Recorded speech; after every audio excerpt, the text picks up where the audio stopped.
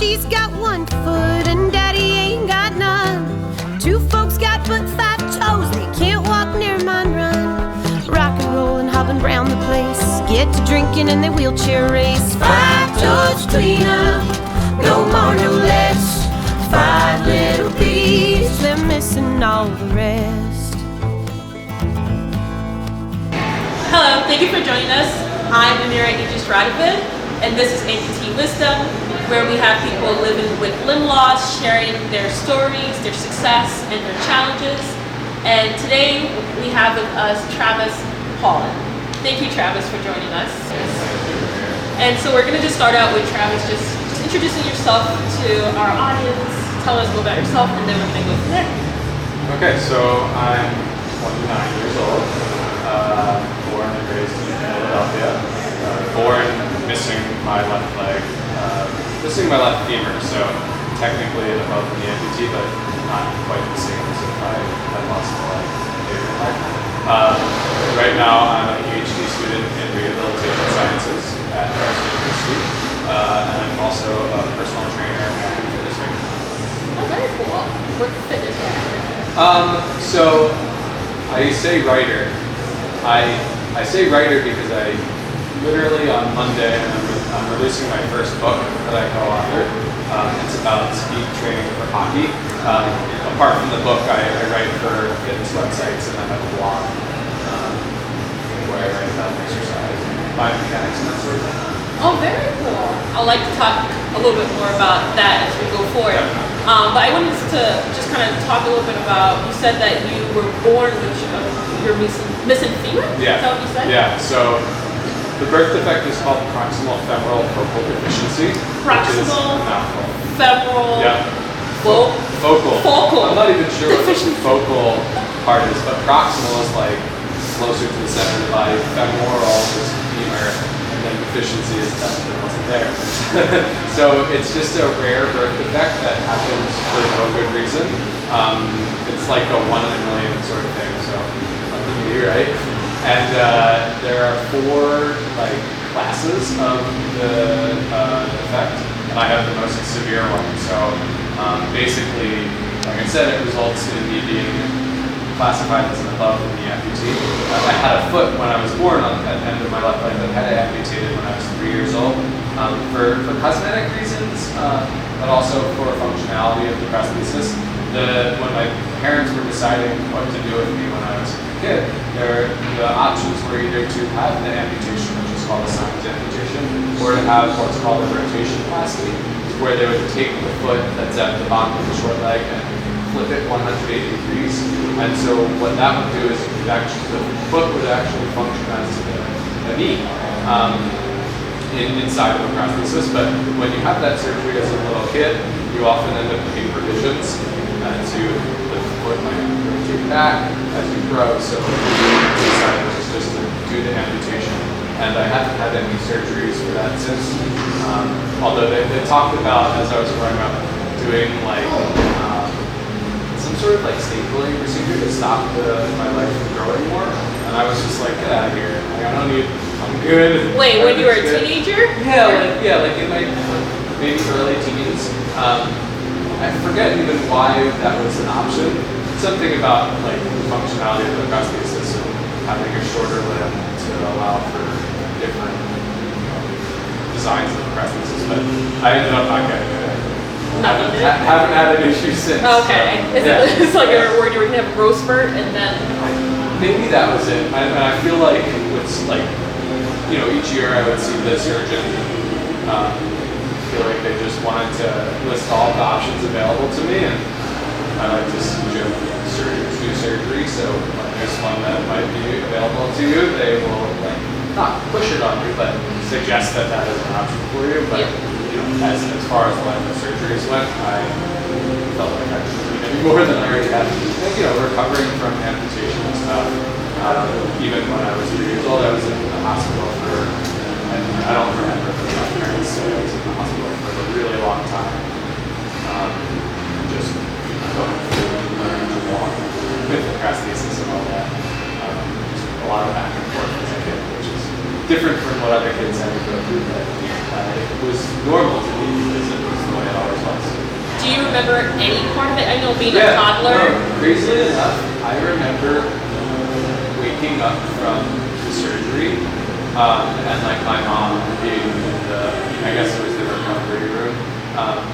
But that's like one of my earliest memories, and I remember like wheelchairing around the hospital. I have memories of being like really good in a wheelchair, but I was also great. I probably like was barely moving, but I felt like I was cruising. But yeah, I do remember, and I remember even prior to the amputation, like walking around like in the waiting room of a hospital, because I had a prosthesis on my, even before the amputation, I had a prosthesis like that sort of lengthened my short leg, and I remember like hobbling around on that. And so yeah, those are some of my earliest memories. And I don't know why they stepped that they did. Yeah, that's actually very interesting. Did your parents tell you why they waited until you were 3 years old to get the amputation? I forget. I think that's pretty standard. But I'm not sure if they like nowadays they do them sooner or if they wait. Yeah, I really don't know. And back then, like, so I was born in '89, so this was 1992 that the amputation happened. Like, nowadays you can just go online and like reach out to people who've done this. I feel like back then it was probably harder to, like, you have the doctor, they're going to advise you, but finding other people or like even finding information pre-internet to figure out like, well, what's the best option? This Simon's amputation or this rotation surgery? I just imagine it being much harder back then to make that sort of decision that's going to affect the rest of your child's life than it would be now, given all of the resources that we have. But again, because it's so rare, even now, there's limited information, right? Like there is a Wikipedia page for PFFD. That's cool. So when somebody asks me, I just send them to the Wikipedia page.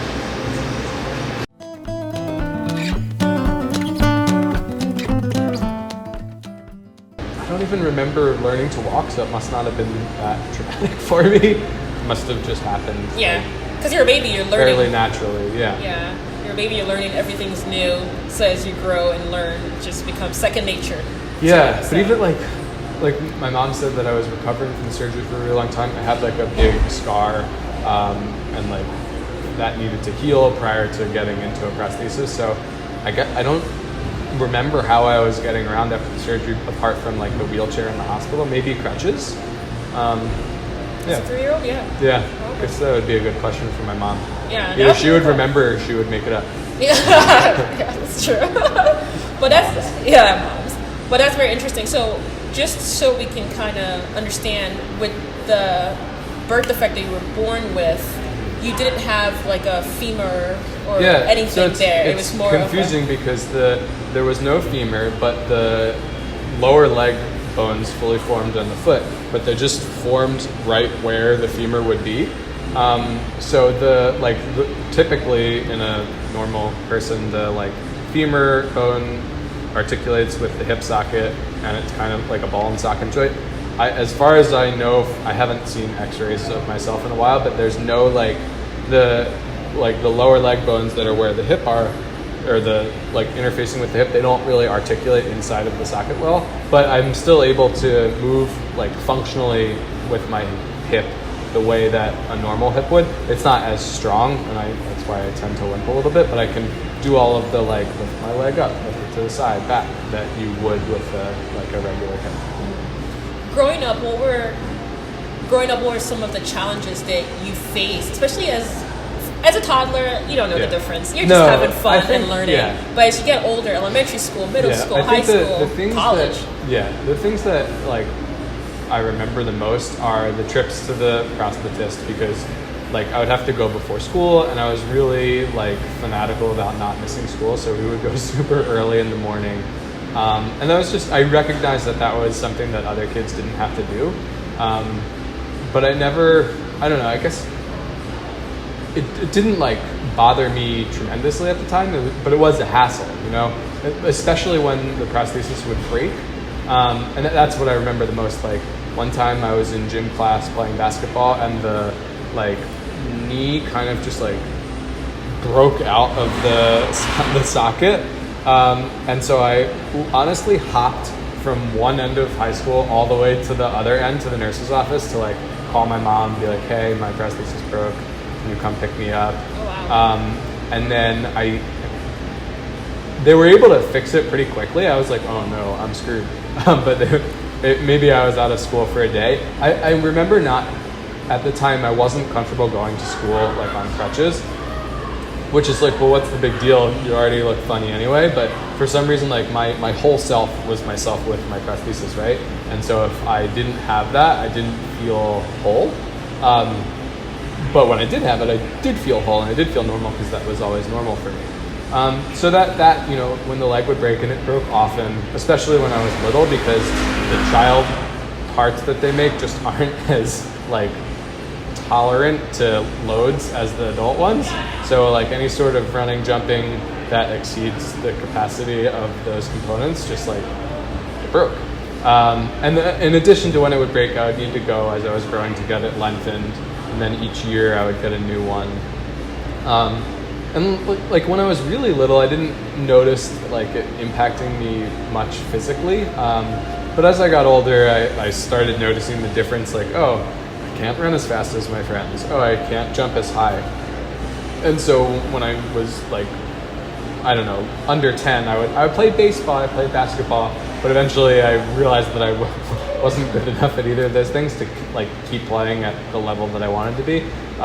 So eventually I got into other sports. I got into adaptive cycling on a hand cycle. I got into adaptive rowing, and then actually in high school I got into swimming, which I was coincidentally, that was like the thing that I was able to do as like, that was as level a playing field as it gets in terms of, because I just took the leg off when I got in the pool, and a lot of people don't even kick that hard anyway. So like basically from working hard, I was able to keep up with my able-bodied teammates and sometimes even beat them in races. So and I ended up going to college and swimming and trying out for the Paralympics in 2012 for swimming. So it was like a roundabout way to find the sport that really like worked best with my body, and that I was able to, the missing leg wasn't a huge disadvantage, but it was definitely frustrating as a kid not being able to play basketball, which I really loved, and baseball, just because I was so bad.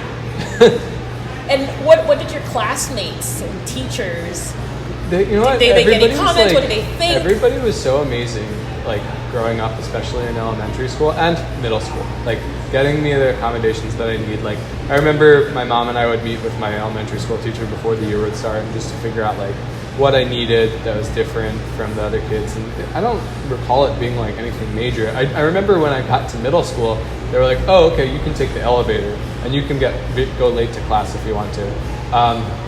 But I honestly never took the elevator, and there were 3 stories in the school. It was just a huge school, like 2,000 students between 7th through 9th grade. And I took the stairs like everybody else and huffed and puffed my way up. And I was a band geek, so I had a clarinet in my backpack. And I'm just like pulling because I have to take 2 stairs at a time with my right leg and then just meet with my left. So I'm like pulling myself up the stairs with both hands doing this.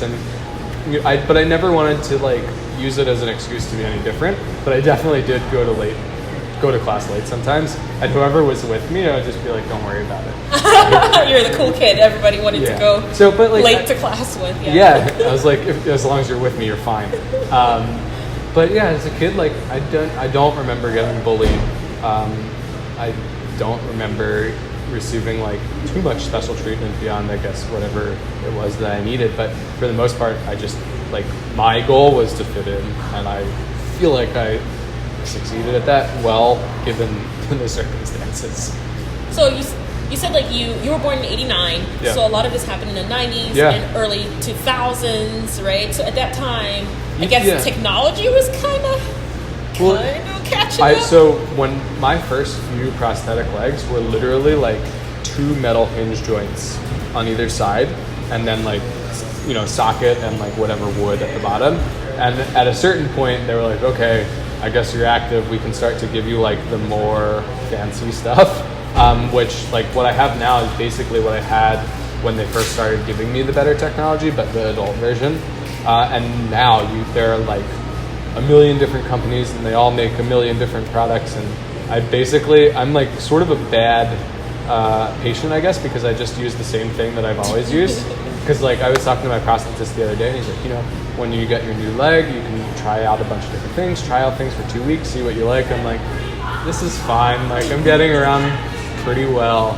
But if I were being a patient advocate, I'd be like, hell yeah, like try everything you can get your hands on, see what works well for you.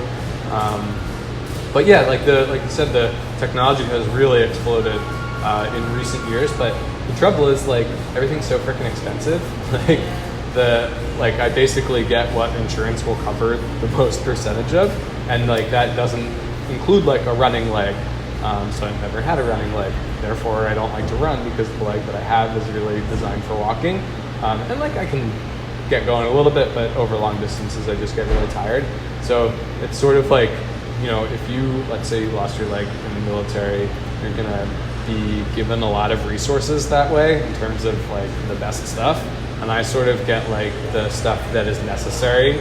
That's what insurance covers, and nothing more than that. And there are opportunities to like apply for grants and get that like sort of technology that you would use for running or sports specific stuff. But given that swimming was always my thing, and now I've gotten into rock climbing where I also take the leg off, although there are climbing specific legs that people have been telling me, like, oh, you should try this. I'm like, I'm fine, doing well without it. Look how light I am without a leg. You know, I'm like a monkey on the wall. So just finding things that it's not, you know, a big disadvantage for me. But yeah, like from a day-to-day standpoint, walking long distances is tough. You know, like I don't walk super fast. If I try to walk faster, I get tired. If I'm like, let's say I'm on vacation and I walk a long distance one day, I get skin irritation and I have to take it easier the next day. But what I've actually been doing is sometimes like if I'm gonna go somewhere, like let's say for a week, I'll buy a Razor scooter, like the kids' toy, and I'll just, for like $40 at Target, right? And I'll ride that around through wherever we are, and that way like I can keep up with my girlfriend who's on foot. I don't get tired, and then like the one time I did do this, my brother lives in Seattle, so I just left the scooter at his house, and that's my Seattle scooter. Yeah. And it has light up wheels. Oh, that's cool. Yeah. But being as lightweight as I am, I'm 5'6", and without the leg, I'm like 125 pounds. So it's actually safe for me to ride like this kid's toy, whereas it wouldn't necessarily be for somebody who's like a little bit taller and heavier. Well, that's an interesting way to adapt, right? Yeah, right. Well, and it's funny and because, it's fun. So it is fun, and I've been riding a scooter like my whole life because I couldn't, when I was a kid, I couldn't ride a bike. But my friend just bought a scooter, and he was riding it to work, and he said that when he would ride it on the sidewalk, people on the sidewalk would get mad at him because they're like, oh, ride that in the street. Maybe they think it's like one of those motorized ones, which you should ride in the street. But then when he would ride it in the street, the drivers would honk at him and be like, get off the road. But that's never happened to me. And I think maybe, like I wear shorts most of the year, even in the winter, because like then I have one leg that gets cold. But I think people can see like, oh, okay, that's his assistive device. Like we're not going to give him a hard time. That's interesting. Yeah. Huh. That's funny that you mentioned that in the way like people perceive you. From seeing that you have a prosthetic. Yeah, I assume that's what it is. And most people, when they see somebody with a prosthetic my age, they assume military. So they're like, thank you for your service. And like, actually, no, I didn't serve, but thanks anyway. I'm Amira Idris, and you've been listening to AmputeeWisdom.